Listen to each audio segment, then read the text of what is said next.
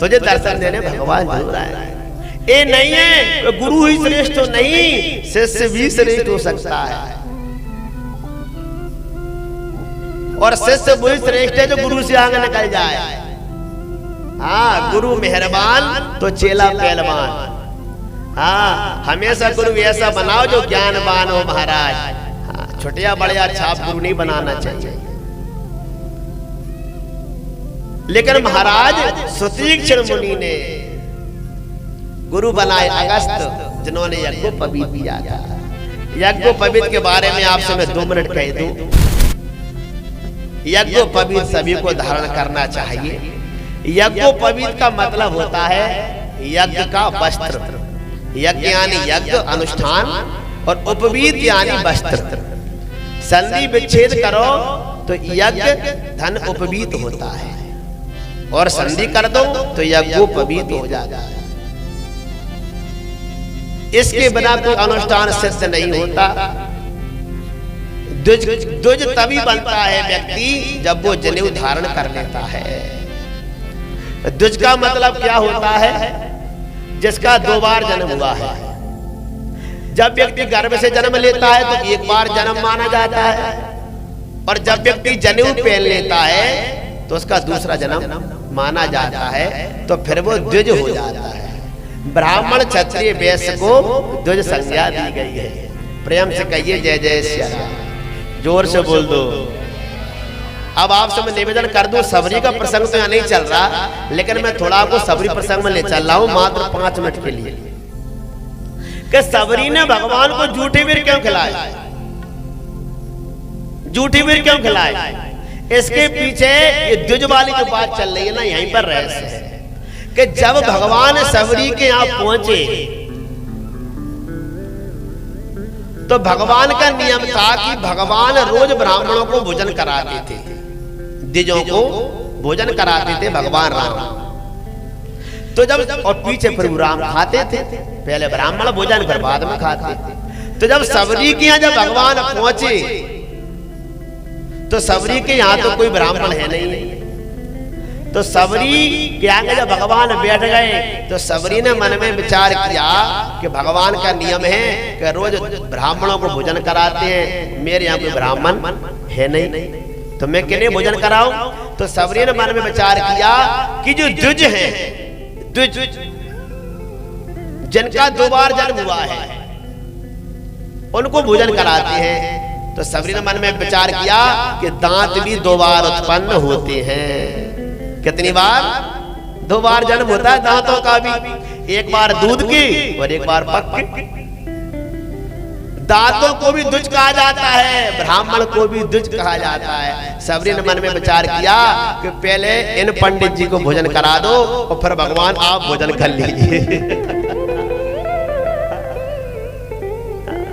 इन द्विजों को भोजन कराया। हमारे संस्कृत के जो व्याकरणाचार्य रहते हैं, जिनको व्याकरण के जो मूर्धन्य विद्वान हैं, वो इसकी व्याख्या करते हैं द्विज शब्द की, द्वाभ्याम जन्म संस्काराभ्याम जायते इति द्विजा। द्वाभ्याम जन्म संस्काराभ्याम जायते इति द्विजा। बोले द्विज शब्द की व्याख्या क्या है? बोले जिसका 2 बार जन्म हुआ है, 2 बार जिसके संस्कार हुए हैं, ऐसे व्यक्ति को द्विज कहा जाता है। इसलिए विद्वान कहते हैं सबरी कबरी मणि। सबरी जो है विद्वानों की भी विद्वान है।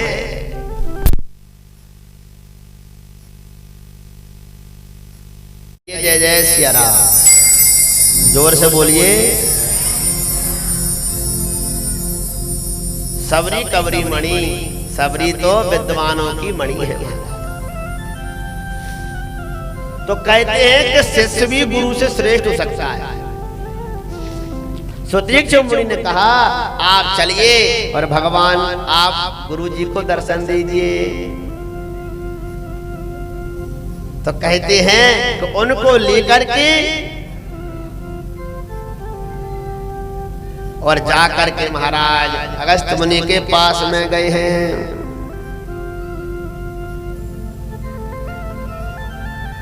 परे लकुट इव चरणन लागी, प्रेम मगन मुनि बर बड़ भागी।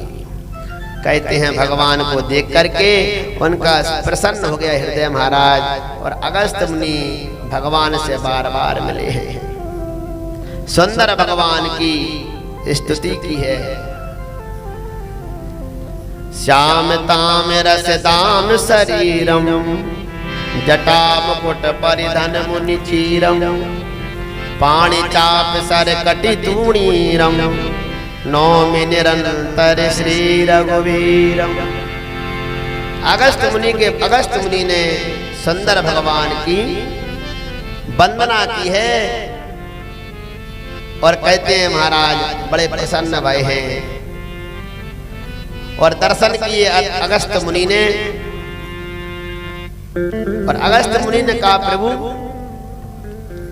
भगवान ने पहले कहा कि मैं कहां जाकर के वास करूं, कोई सुंदर जगह बताइए। तो अगस्त मुनि ने कहा प्रभु पंचवटी स्थान है पास में, आप वहां पर जाओ, और जो दंडक वन है ना उसको भगवान आप पवित्र करो। दंडक वन जो है ना, ये टीकमगढ़ से आगे का क्षेत्र लग जाता उधर को, वो बहुत बड़ा क्षेत्र दंडक वन माना जाता है। तो दंडक वन प्रभु पावनकारी। अब यहाँ पर कहा है अगस्त मुनि ने कि दंडक वन पुनीत प्रभु करऊं, उग्र साप मुनि बर कर हराऊं। बोले दंडक वन में ऐसे क्या दोष है कि भगवान ने दंडक वन को पवित्र किया, दंडक वन को श्राप है। एक कथा आप सुन लो, इसका नाम दंडक वन क्यों है? एक चवाकू वंश में, सूर्य वंश में भी एक दंडक राजा हुए जिनका नाम दंडक था। उनसे एक अपराध बन गया कि वो घूमते हुए चले गए, और जो शुक्राचार्य जी की पुत्री है जिसका नाम था अर्जा, अर्जा से उन्हें विवाह करने के लिए कहा।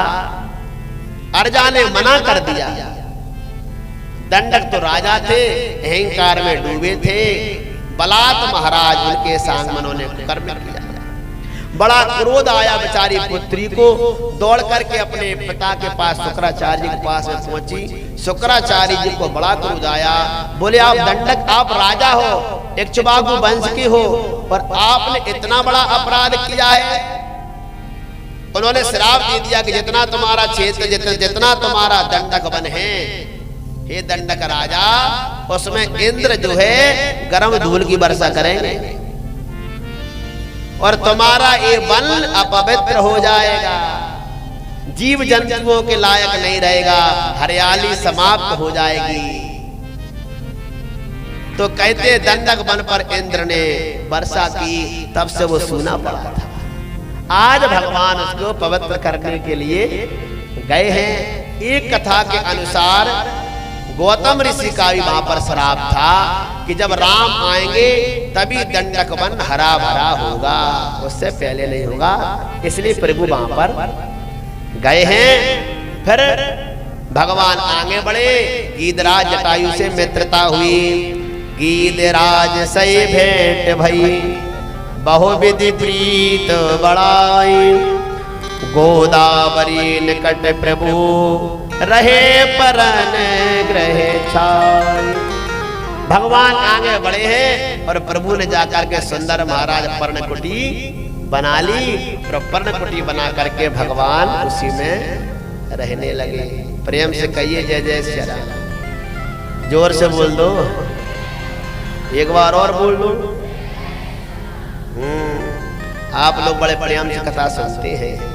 हाँ भैया, यहाँ की श्रोता बहुत अच्छी है, सबको इनाम मिलेगी, चिंता मत करना। कथा के बाद सबको इनाम। माताएं आती हैं, सब अपने अपने घर से देखो गेहूं लेके आती हैं, दक्षिणा लेके आती हैं, झांकी में दक्षिणा चढ़ाती हैं, यज्ञ की परिक्रमा करती हैं। ये परमात्मा का इतना बड़ा पुण्य, दो जन का आनंद और है। राम नाम की लूट है, लूट सके तो अंत काल पछताएगा जब प्राण जाएंगे छूट। समय का आनंद लेना चाहिए। जो लोग कथा हो रही है घर में बैठे हैं, इनसे बड़ा मूर्ख दुनिया में कौन होगा? इनके दस्तखत करवा लेना, आई एम बेस्ट मूर्ख ऑफ इंडिया।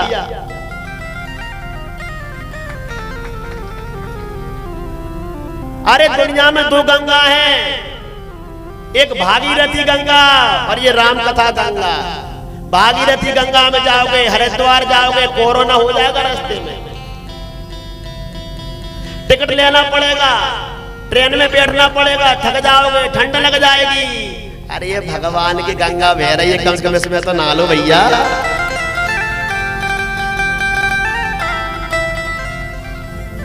अरे ये गंगा द्वार पर आई है, परमात्मा की कृपा हुई है।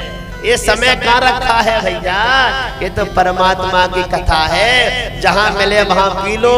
ये कानों में मेल भर गया है, तेल डाल के निकाल लो भैया। जिनकी श्रवण समुद्र समाना, तुम्हारी कथा सरस से ज्ञाना। कल मैंने आपसे कहा था, वाल्मीकि मुनि ने भगवान को रहने के लिए जब स्थान बताया तो वाल्मीकि मुनि ने कहा था, हे प्रभु आप वहां रहिए, जिनकी कथा, जो आपकी कथा सुनते रहते हैं उनके हृदय में वास कर।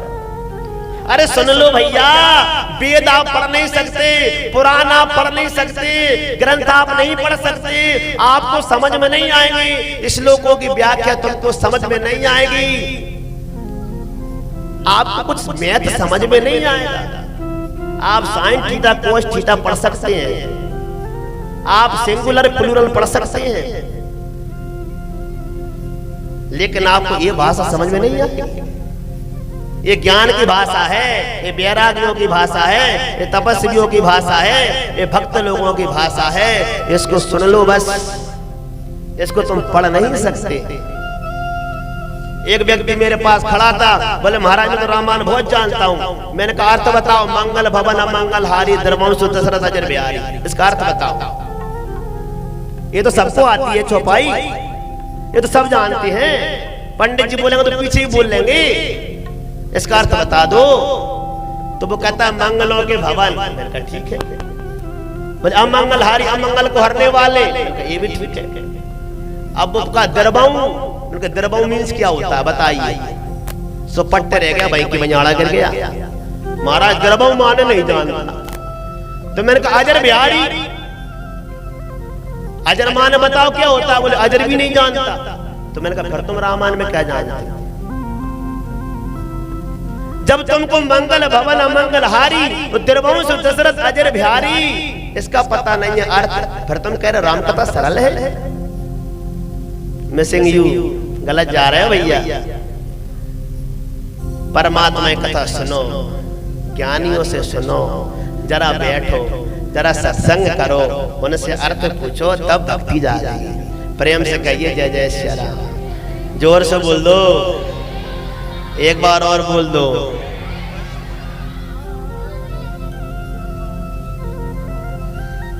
अरे जीवन ऐसी मत खो, मुश्किल से जीवन मिला है।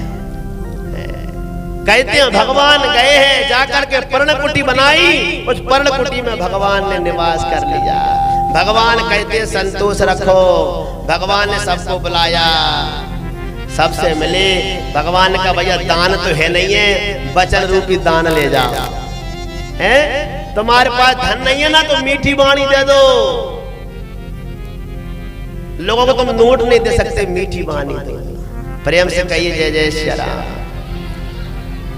आपको हम एक दान चंद की कथा सुना दें 5 मिनट में।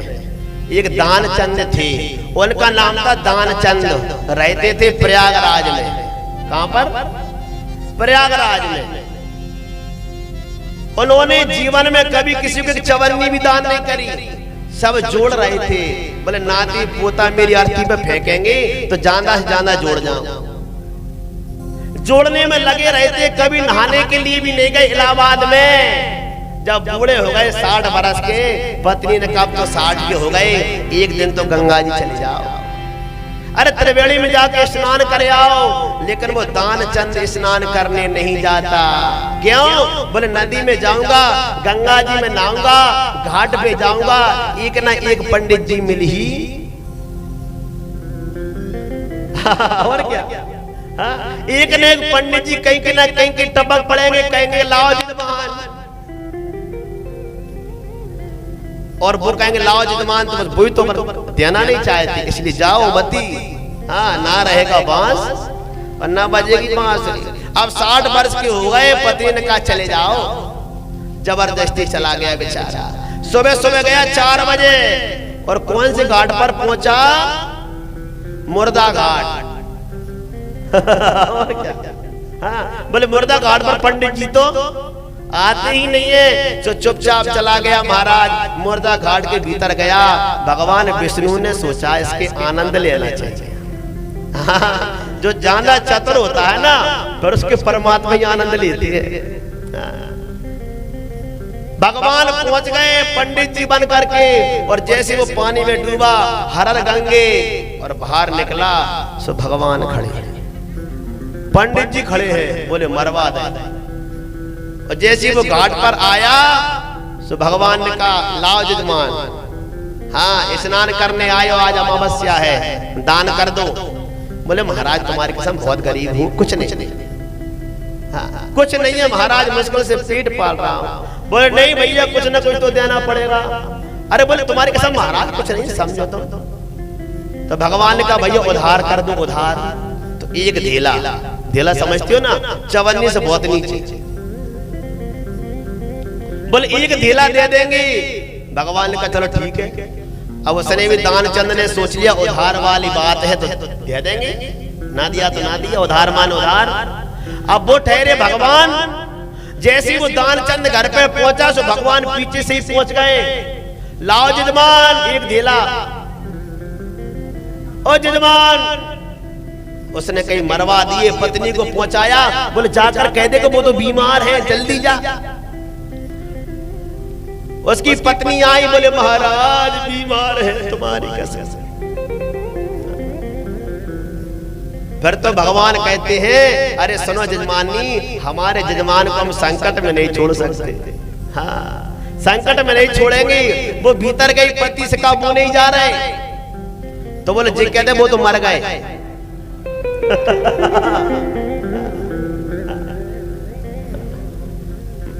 अब तो बेटा चला ही जाएगा, कह दो मर गए। अब तो वो कहती है महाराज चले गए। बोले कहां चले गए? अरे महाराज चले गए। बोले कहां चले गए? बोले स्वर्ग चले गए। बोले स्वर्ग चले गए? ओहो, ये तो भगवान ने बहुत बुरा किया। अरे तू चिंता मत कर जजमानी, मैं पूरा क्रियाक्रम करा के जाऊंगा, जी तो हमारा काम है।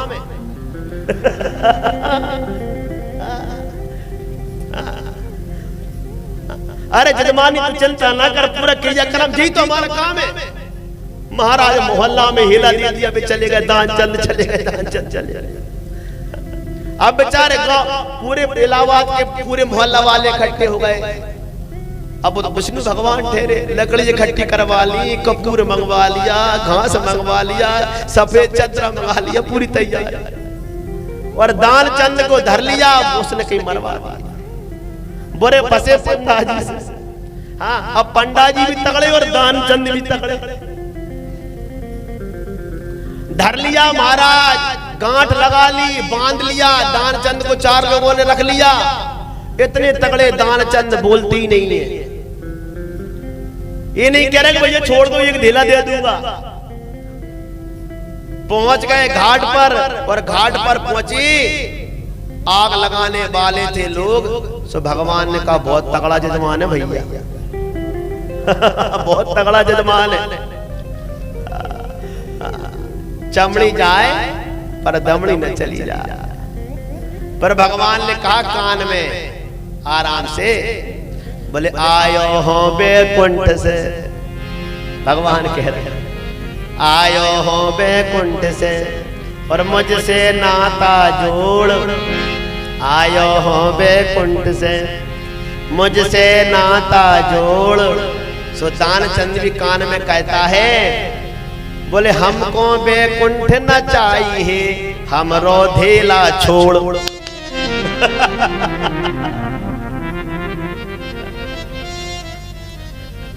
बोल रामचंद्र भगवान की। ऐसे ऐसे दान ही है भैया दुनिया में, देख लेगा।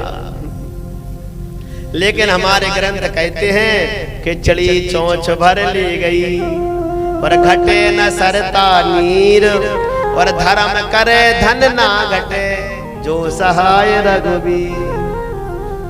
अरे हरिश्चंद्र ने कितना दान किया, क्या घट गया? कर्ण ने कितना दान दिया, क्या घट गया। जितना दोगे उतना बढ़ेगा, वो परमात्मा अपने आप व्यवस्था करता है। प्रेम से कहिए जय जय सिया राम, जोर से बोल दो। अब भगवान अब सूर्पनखा आएगी तो उससे पहले एक भजन गा लेते हैं। आज एक भी भजन नहीं गाया। आप लोग अच्छे कथा सुनते हो ना, तो हम भजनों को महत्व नहीं देते। जब श्रोता हो ना, पर तो कथा ही सुनानी चाहिए। मालिक के दरबार में, ओ मेरे मालिक के दरबार में सब लोगों का खाता। मेरे मालिक के दरबार में सब लोगों का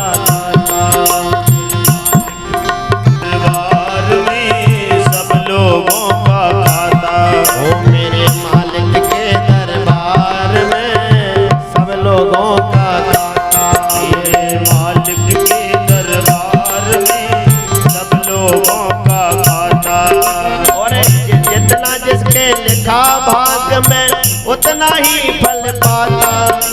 जितना जिसका लिखा भाग में उतना ही फल पाता। अरे मालिक के दरबार में सब लोगों का खाता। मेरे मालिक के दरबार में सब लोगों का खाता।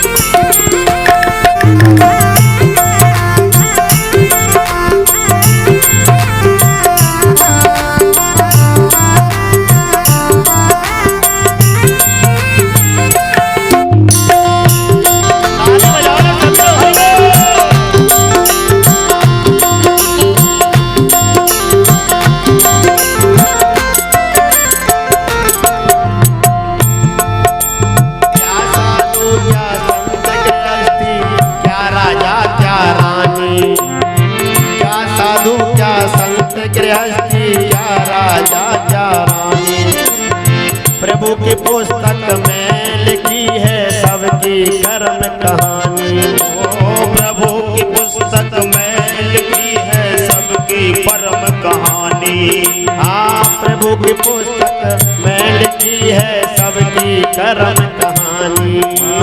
प्रभु की पुस्तक में लिखी है सबकी कर्म कहानी। वही सभा के जमा खर्च का सही हिसाब लगाता। वही सभी के जमा खर्च का सही हिसाब लगाता। मेरे मालिक के दरबार में सब लोगों का खाता। मेरे मालिक के दरबार में सब लोगों का खाता।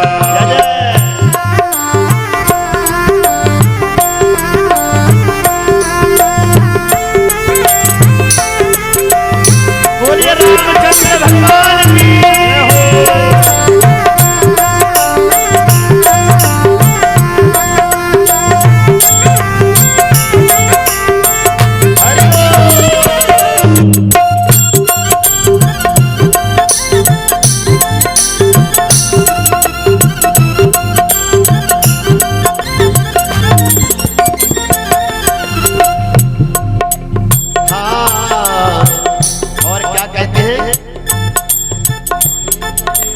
बड़े बड़े कानून प्रभु के बड़ी कड़ी मर्यादा। ओ बड़े बड़े कानून प्रभु के बड़ी कड़ी मर्यादा। और बड़े कड़े कानून प्रभु के बड़ी कड़ी मर्यादा। बड़े बड़े कानून प्रभु के बड़ी कड़ी मर्यादा। किसी को कौड़ी कम नहीं देता, किसी को दमड़ी ज्यादा। किसी को कौड़ी कम नहीं देता, किसी को दमड़ी ज्यादा। इसलिए वो इस दुनिया का नगर सेठ कहलाता। इसलिए वो इस दुनिया का नगर सेठ कहलाता। मेरे मालिक के दरबार में सब लोगों का खाता। मालिक के दरबार में सब लोगों का खाता। मेरे मालिक के दरबार में सब लोगों का खाता। मालिक के दरबार में सब लोग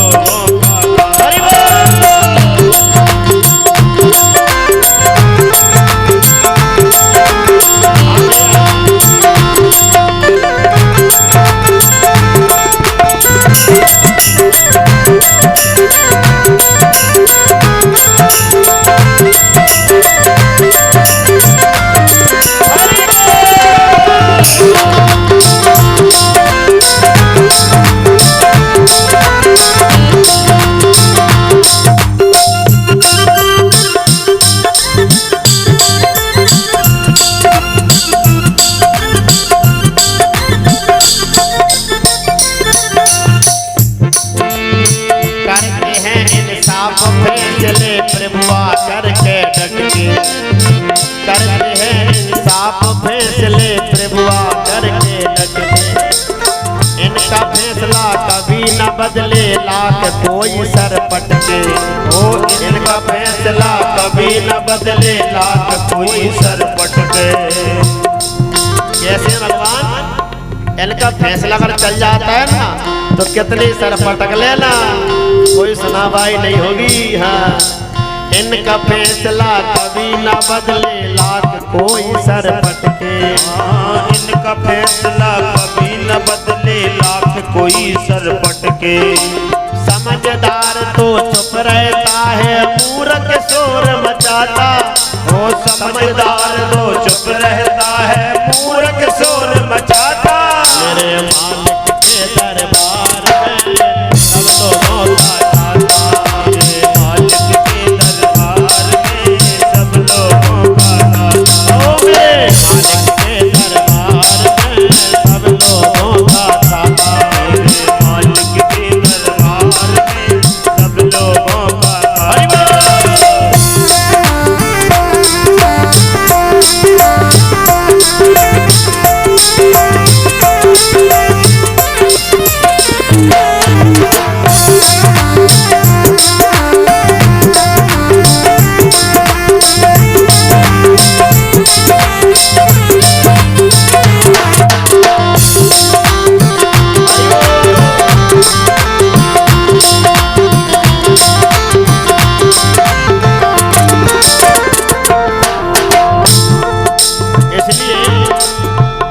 क्या करना चाहिए? आजी करनी करो चतुर जन कर्म न करियो काला। अच्छी करनी करो चतुर जन कर्म न करियो पाला। हजार आंख से देख रहा है तुझे देखने वाला। ओ हजार आंख से देख रहा है तुझे देखने वाला। और हजार आंख से देख रहा है तुझे देखने वाला। हजार आंख से देख रहा है तुझे देखने वाला।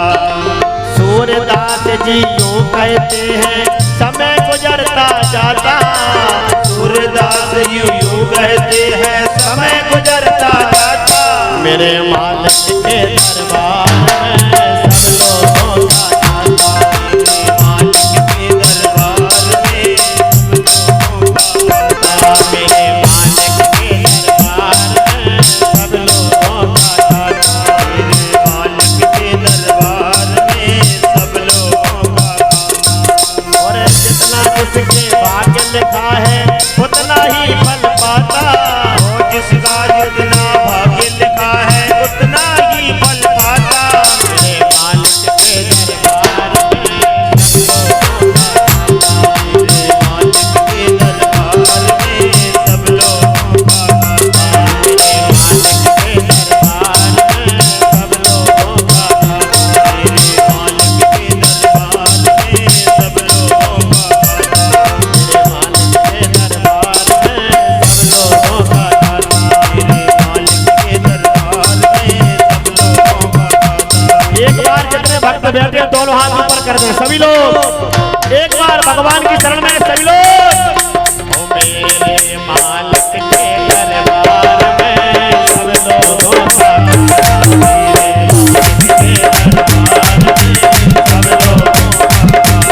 मेरे मालिक के दरबार में सब लोगों का दाता। मेरे मालिक के दरबार में सब लोगों का दाता।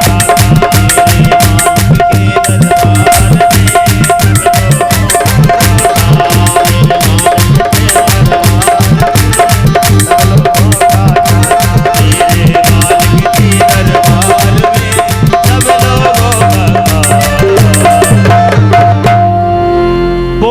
रामचंद्र भगवान की जय हो। यज्ञ नारायण भगवान की जय हो।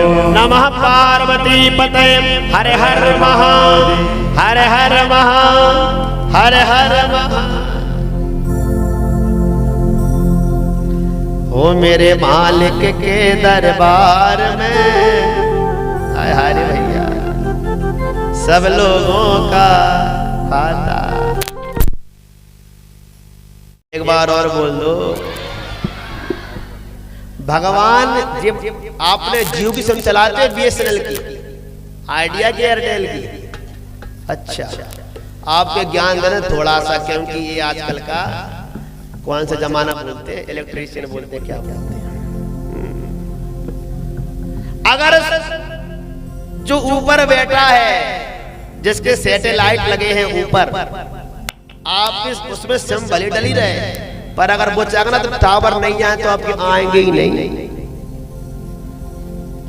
अगर वो ऊपर से बंद कर देगा नेटवर्क तो तुम टू टू टू टू उसमें नोया फिरते ही रहना। समझ गए ना? भारत में करोड़ों यूजर्स हैं सिमों के, मोबाइल के, लेकिन पूरा नेटवर्क जिसके हाथ में है, अब आप वो सोचिए करोड़ों लोगों का हिसाब जब व्यक्ति रख सकता है, तो जिस परमात्मा ने संसार बनाया है, क्या वो अपना हिसाब नहीं रखता होगा? क्या उसने हमको ऐसे नहीं बना दिया? प्रेम से कहिए राधे राधे। वो सबको देख रहा है। एक मैं छोटा सा 2 मिनट से आपका दृष्टांत कह दूं कि एक चोर था, वो अपने बच्चे से भी चोरी करवाता था। उसका बालक था 15 वर्ष का, उससे भी वो चोरी करवाता, स्वयं चोरी करता, बच्चे को भी चोरी करने ले जाता। लेकिन एक दिन ऐसा योग बन गया कि उसका बेटा एक कथा में आकर के बैठ गया, जैसे आप लोग बैठे, और जैसे वो पांडाल में आके बैठा तो पंडित जी कथा सुना रहे थे। बोले भगवान सबको देखता है, भगवान सबको देखता है, कोई अच्छा करे या बुरा, भगवान सबको देख रहा है। उस बच्चे के मुंह में ये बात जम गई। अब अगले दिन जब उसका पिता चोरी करने गया, किसी के खेत में गेहूं निकले हुए रखे थे, बोले चलो रात में चोरी करने चले। उसके बच्चे को भी एक कट्टा दे दिया, बोले तू भी भर लाना चल। और कहते उसका पिता जैसे ही रात में चोरी करने लगा, उसका बेटा रखवारी कर रहा था। तो जैसे पिता ने चोरी करी तो बच्चे को भागवत वाली बात याद आ गई। सो वो कहता है पिताजी कोई देख रहा है। सो पिता तो डर गया, पता नहीं कौन आ गया। बोले पिताजी कोई देख रहा है। बोले बेटा कौन देख रहा है? बोले पिताजी कोई देख रहा है। बोले बेटा कौन देख रहा है? बोले पिताजी कोई ना कोई तो देख रहा है। बोले बेटा जल्दी बता कौन देख रहा है? सब बच्चे ने ऊपर हाथ कर कह दिया पिताजी परमात्मा देख रहा है। पिताजी परमात्मा देख रहा है। तो कहते हैं उस चोर की आंखों में से आंसू निकल आए। बोले मैं इतना बड़ा हो गया, मेरे सफेद बाल आ गए, मैं चोरी करता हूँ रोज, आज तक मुझे ज्ञान नहीं हुआ कि परमात्मा देख रहा है। मेरे बेटे को ज्ञान हो गया, उसी दिन से उसने चोरी करना छोड़ दिया। मालिक के दरबार में सब लोगों का खाता। जीवन जियो, सुंदरता पूर्वक जियो, मरने के बाद लोग गाली ना दें। प्रेम से कहिए जय जय सिया राम, और जोर से कहिए। भगवान पंचवटी में पहुंचे, जाकर के भगवान गिद्धराज जटायु से भेंट करी, गिद्धराज को काका बना लिया। अब समय बीता, पंचवटी में भगवान रहने लगे, तो सूर्पनखा वहां पर आ गई। बोले सूर्पनखा का जरा परिचय दे दो।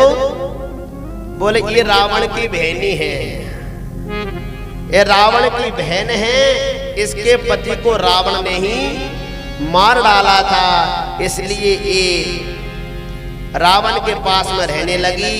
और जब भाई के पास में बहन रहती है तो छुट्ट में रहती है। तो कहते हैं और जैसी अब इसका मन हुआ, इस जगह जगह घूमने लगी। और हमारे ग्रंथों में एक बात आई है कि सूर्पणखा का नाम सही नाम सूर्पणखा नहीं है, तो बोले इसका नाम है वज्रमणि। क्या नाम है? वज्रमणि। तो बोले सूर्पणखा इसको क्यों कहा गया? तो बोले सूप जैसे इसके नाखून थे। तो जैसा व्यक्ति में गुण होता है ना, वैसे उसका नाम रख दिया जाता है। जैसे भगवान के नाम हो गए, गौ से अभिषेक किया तो गोविंद हो गए, मुर को मारा तो मुरारी हो गए, गोवर्धन पर्वत को धारण किया तो गिरधारी हो गए, है ना? ऐसे नाम होते चले जाते कर्म के अनुसार। तो बोले सूप जैसे इसके नाखून थे, तो सब इसको सूर्पनखा कहने लगे। लेकिन इसका कई जगह पर नाम वज्रमणि आया है। कहती है एक दिन इसको समय मिला और ये भैया भगवान के पास में चली गई। क्या करने के लिए? विवाह करने के लिए। इसने भगवान को देखा तो साम पोरो सेना वो साम नारी और यह संयोग विधि रचा विचार। जाकर कहती है भगवान से, बोले तुम्हारे जैसा कोई पुरुष नहीं है, मेरे जैसी नारी नहीं है, विवाह कर लो। और जैसे महाराज जी पहुंची है, भगवान ने कहा मैं कुंवारा नहीं हूँ, मेरे जो छोटे वाले भैया कुंवारे हैं लक्ष्मण जी। प्रेम से कहिए जय जय श्री राम। झूठे के संग में झूठी ही बोलना चाहिए। क्या साहब सही है कि नहीं? हाँ, झूठा के संग झूठा बनो। बोले यहाँ झूठा कौन है? राम जी झूठे नहीं है। राम जी ने कह दिया मेरा भैया कुंवारा है, तो भगवान झूठ बोले कि नहीं बोले? लक्ष्मण जी कुंवारे हैं क्या? नहीं है। तो सूर्पनखा भी कहाँ सही बोली थी, वो भी तो विधवा थी। वो भी कह रही मुझसे विवाह कर लो, मैं कुंवारी हूं। मैं तो झूठे के संग झूठी बोलना चाहिए। तो बोले जे कुंवारे इनके पास चले जा। बेचारी लक्ष्मण जी के पास में चली गई। लक्ष्मण जी ने कहा देखो तुम दासी बनकर रहोगी, इनसे विवाह कर लो, तो मैं तो इनके चरणों का दास हूँ। भगवान समझ गए सूर्पनखा इसको निपटाना है। अब इनसे तो युद्ध प्रारंभ होगा। तो कहते हैं वो क्रोध करके सीता माँ को खाने के लिए दौड़ी। तो कहते हैं भगवान ने 4 उंगली आकाश की तरफ कर दी। कितनी? 4। बोले न इसमें धर्म है, न अर्थ है, न काम है, न मोक्ष है। ये रावण की बहना है, इसका हर तरीके से पतन कर दो। आकाश की तरफ इशारा किया। आकाश के ऊपर भगवान ने इशारा क्यों किया? कि नाक काट दो। नाक कहते हैं स्वर्ग को। भगवान ने कह दिया इसकी नाक काट दो, माने स्वर्ग से हीन कर दो। लक्ष्मण जी इशारा समझ गए, उसके नाक कान के काट करके भगा दिया। बोल रामचंद्र भगवान की। महाराज दौड़ करके गई है, जा करके खरदूषण के पास में पहुंची है। खरदूषण जो है 14,000 सैनिकों को लेकर के आए। भगवान समझ गए अब दुष्टों का संहार करना, क्योंकि भगवान ने प्रतिज्ञा कर ली निश्चय हीन करो मही ध्वज उठाए प्रण की। भगवान ने कहा दुष्टों से हीन पृथ्वी करना है। महाराज 14,000 राक्षस आ गए, सूर्पनखा को आगे किया। भगवान ने लक्ष्मण से कहा तुम सीता को ले जा करके गुफा में चले जाओ, पास में ले जा करके तुम एक गुफा में बैठ जाओ, मैं दुष्टों का संहार किए देता हूँ। लक्ष्मण जी ने कहा ठीक है पर आप ही यश लीजिए। लक्ष्मण जी ने कहीं यश नहीं दिया, वो तो मारना जरूरी था मेघनाथ को, नहीं भगवान ही मेघनाथ को मार देते। तो कहते हैं गए हैं लक्ष्मण जी, और भगवान ने जितने राक्षस थे उतने ही रूप बना लिए। और भगवान ने एक क्षण में महाराज सबको मार दिया। और दह्यों कयों की धरऊं धाय कट भट रजनी चरा, सरचाप तोमर शक्ति शूल कृपान परग परशुधरा। प्रभु कीन धनुष तकोर प्रथम कठोर घोर भया भया, भय बदर व्याकुल जादु दान न ज्ञान ते अवसर रहा। भगवान ने इतनी तेज धनुष की प्रतिज्ञा चटकाई, सब बहरे हो गए महाराज। और भगवान ने मारा। तब चले बाण कराल फुंकर जनुभव ब्याल गोपी समर श्री राम चले विषक निषिद्ध काम अवलोक कर तर तीर मुनि मुरी चले निश्चर वीर भय कृत तीनों भाई जो भाग रन तेजा। महाराज सुंदर युद्ध हुआ और भगवान ने एक क्षण में महाराज सबको मार दिया, सबको समाप्त कर दिया। भगवान ने कहा दुष्टों से ज्यादा युद्ध करना ठीक नहीं है। भगवान ने सबको अपने धाम को पहुंचा दिया। बलरामचंद्र भगवान की। सूर्पनखा ने मन में सोची, एक बात आप सोवर कहें ना, सूर्पनखा रावण को मरवा के ही उसने छीन लिया था, तभी भागी जिसके साथ तुम लगी ही नहीं महाराज। इसको चैन नहीं पड़ा, पहुंच गई रावण के पास। सूप न कई सब जाय करे बल बोले सिबहु भात गयो भवन यदि सोच बसे नींद परई नहीं रात। जाकर के रावण से कहती है भैया तुम तो सोते रहते हो, तुमको कुछ ध्यान ही नहीं है। बोले क्या हो गया बहना? अरे बोले मेरे नाक कान काट ली और तुम सो रहे हो। और राधे श्याम जो रामायण है ना सब लोग पढ़ते हैं, उसमें एक बड़ा उसे चौपाई आई है कि मेरी नाक कटी सो कटी, सूपना का कहते मेरी नाक कटी सो कटी, अब अपनी नाक संभालो तुम। अगर जग में ऊंची नाम नहीं तो नगटा नाम धरा लो तुम। अगर किसी व्यक्ति को धार पर धरना हो ना तो ऐसी बात कहना चाहिए। हाँ ऐसी बात कही रावण से महाराज, सो तुम तरंग आ गई। बोले बहन तेरे लिए मैं कुछ भी कर सकता। तो बोले मेरा फायदा क्या है? बोले उनके पास में एक नारी है सुंदर, हाँ बोले तुम्हारी लंका में शोभा देगी। तो कहते हैं उसी समय उसके मन में आया कि खरदूषण तो मेरे समान बलवान है और भगवान के बिना इन्हें कोई मार ही नहीं सकता। और खरदूषण मौसम बलवंता नहीं कुमार बिन भगवंता। सिया राम जय जय राम, सिया राम जय जय राम। हाँ खरदूषण मौसम बलवंता, खरदूषण मौसम बलवंता नहीं कुमार बिन भगवंता।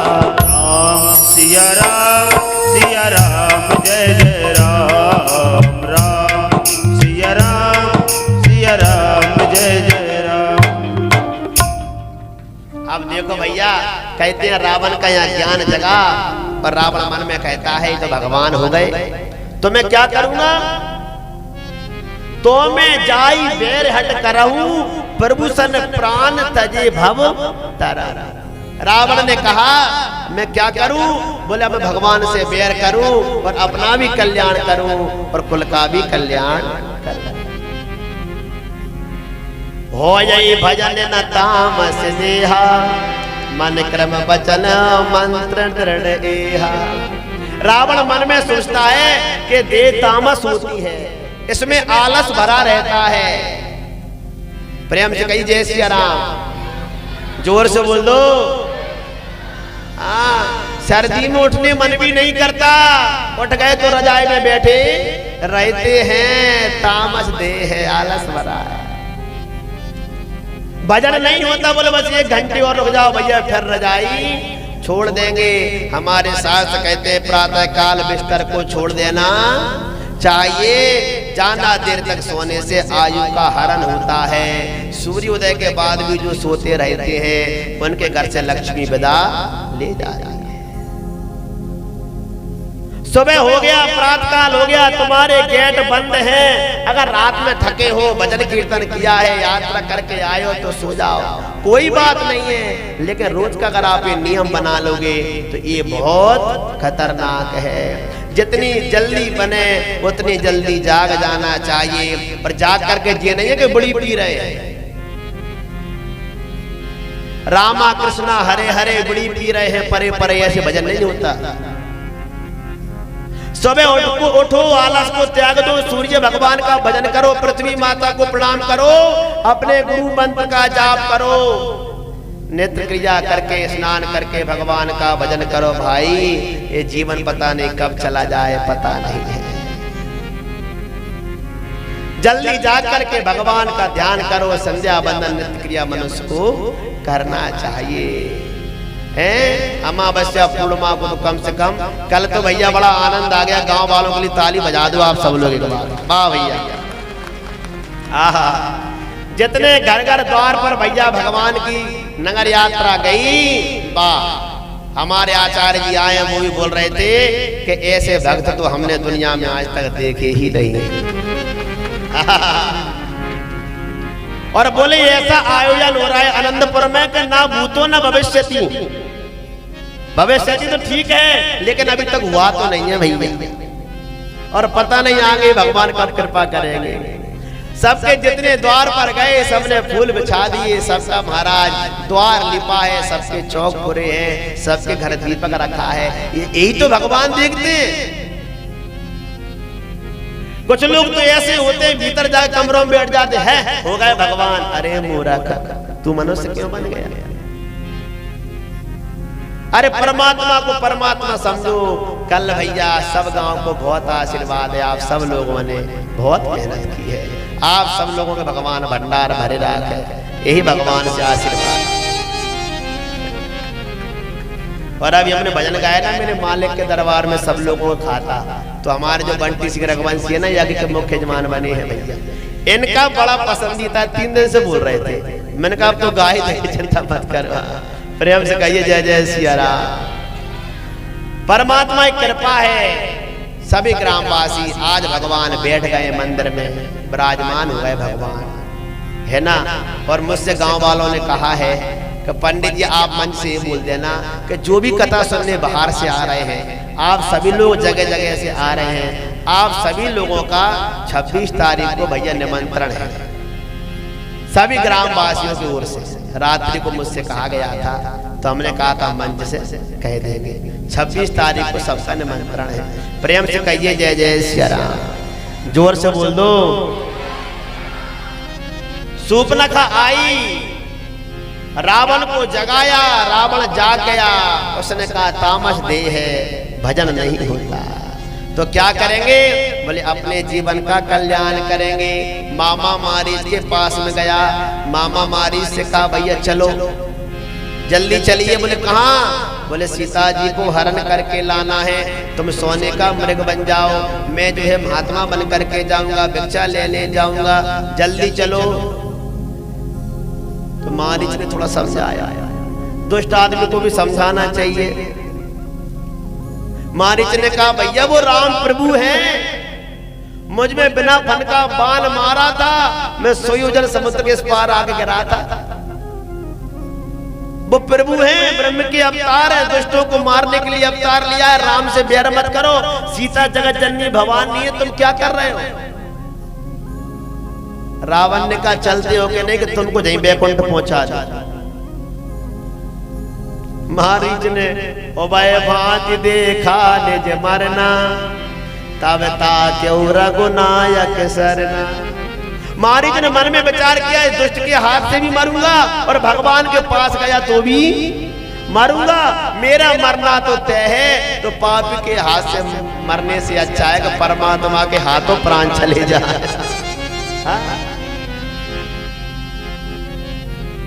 मन में सोचा मामा मारीच ने, बोले मृग बनूंगा, लौट लौट करके भगवान को देखूंगा, अंत समय में भगवान के दर्शन होंगे तो मुक्ति हो जाएगी।